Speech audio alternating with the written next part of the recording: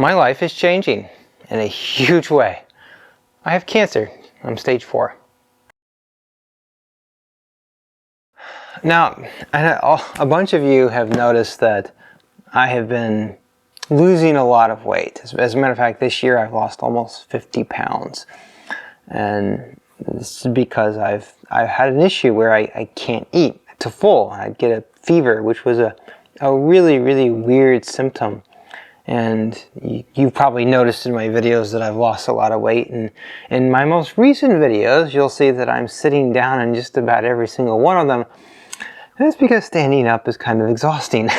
But anyways, for about 5 months, I've been seeing different doctors and this and that. And it wasn't until we were at Cherry Springs when I basically found that I couldn't eat anything for about 3 days. I had absolutely nothing to eat because I felt full all the time. I thought I was constipated.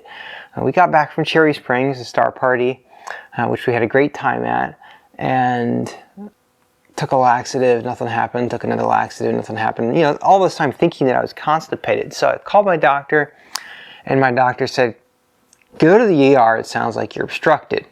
Well, we went to the ER and they did a CAT scan on me, and the girl come in with my results, in the scan at least, and she's like, "You're not constipated, you're full of fluid." And she really raised her eyebrows hard on that one. She said a lot of fluid, okay, and most likely this looks like cancer. And to forward things on a little ways, yes, I was in fact full of fluid in my abdomen. I had 3.8 liters inside of me. You can actually see it in my videos at Cherry Springs. My stomach kind of looks bloated, basically. And it was getting really bloated. I mean, it was so full that my stomach muscles actually hurt from getting stretched out from it. And I was having a hard time breathing, even. Well, they drained 3.8 liters from me, and then 2 weeks later, they drained another 3.3 liters from me, which is almost 2 gallons.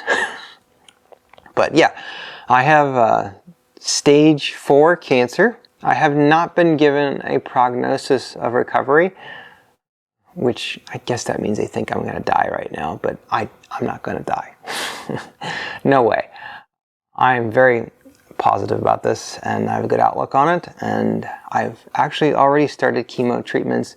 About a week ago, I had my first chemo treatment, which was really hard. I lost 6 pounds in 3 days from that first treatment, and I really felt like I was kind of like dying there for a while from the chemo. But yeah, but I am still soldiering on here. I'm going to continue this channel. I am determined to beat this.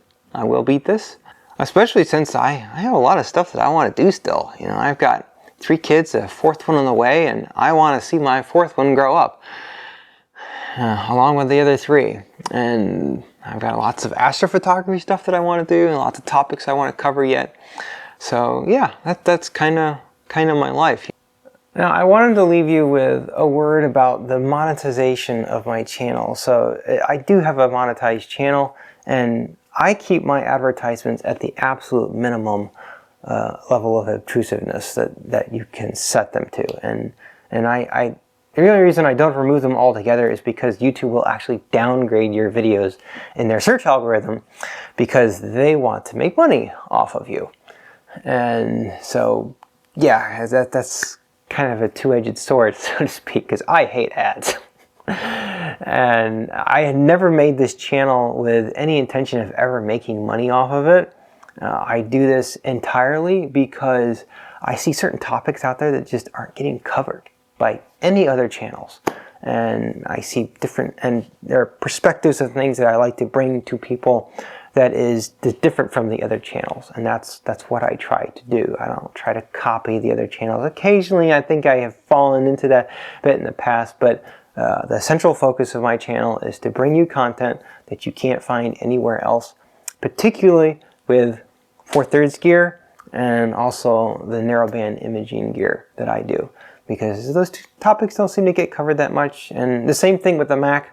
That would probably be the 3rd leg of the tripod of my channel is 4/3, narrowband probably being the biggest one, and then using the Mac to process images and so forth. So that's why I made the channel, and that's why I'm going to continue doing it, because I really enjoy doing this channel. It's actually been a fun way of me experiencing the hobby. It kind of keeps me motivated in the hobby. And also, I actually learn a lot of things from my audience, which was kind of something I wasn't really expecting that to happen. But you guys, through your comments and stuff, I read every comment, and from those comments, I've learned a lot of cool things. So that's the word about the monetization of my channel, and I'm never going to turn this into a primary source of income. This will always be a minor source of income for me. And I did add a thank you button down below, because I've actually had a lot of people reach out to me and say, hey, I want to donate to your channel, and so that option is now actually there. I think that the future is bright. And I'm really optimistic about the future, despite this cancer diagnosis that I have. And I know the first chemo round was really hard.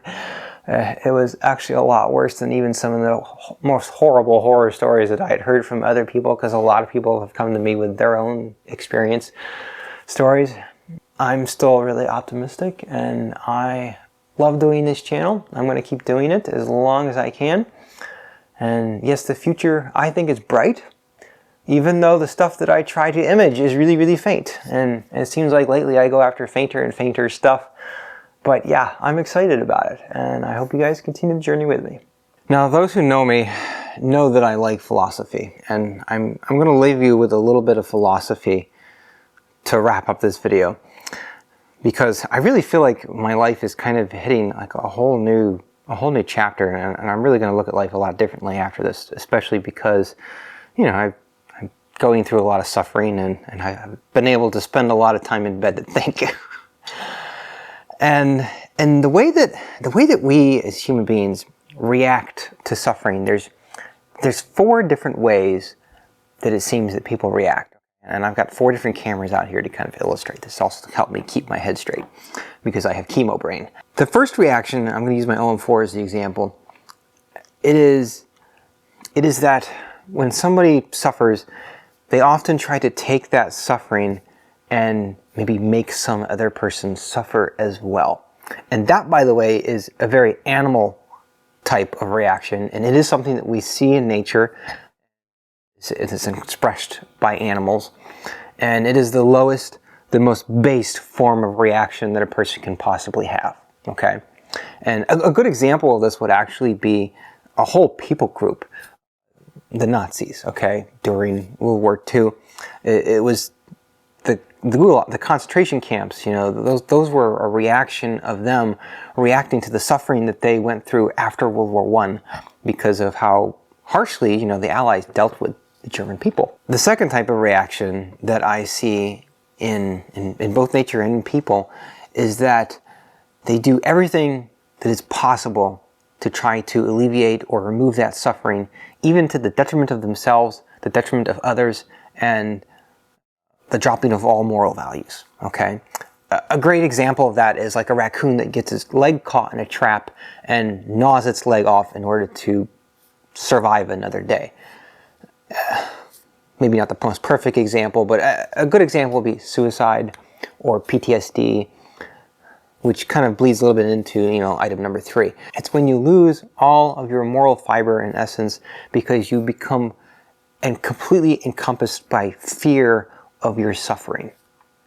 Now, the third one, I'm pointing out my OM2N here as an example, is a somewhat better one, but still not the ideal, and that is where you in essence do get a type of PTSD, where you may actually recover physically, you may live and move on and go on another day, but mentally, that part of you which is, though disconnected from you physically, but most certainly connected in a metaphysical way, is almost permanently damaged, basically, because of the suffering that you went through.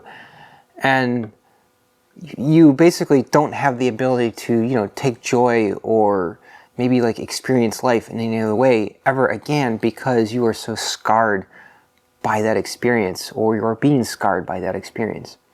Now, the last type of reaction, and I've chosen my OM1N, which I think the OM1 was the greatest camera that Olympus ever made, or at least it was their greatest achievement. at least their greatest single achievement. And this, I think, is the best one. And this, by the way, is a reaction that is not seen in nature as a rule. And that is that when you go through suffering, first off, you learn to take joy in the simple things that you still do have. A good example from the Bible would be Job. And despite all that happens to you, you still look for things that you can be both thankful for, or to take joy in. And then the most important aspect of this last type of reaction is that you basically spend the rest of your life looking for ways that you can help alleviate the suffering of other people who may be afflicted with the same thing or the same type of suffering that you have gone through. And you'll notice that that type of reaction is completely opposite and negative to the first one that I outlined. And for the rest of my life, I want this type of reaction to kind of be my driving force going forward, and this be the mentality that because this is what I've learned through this experience. So I hope that is helpful to you and maybe a blessing to you in some way.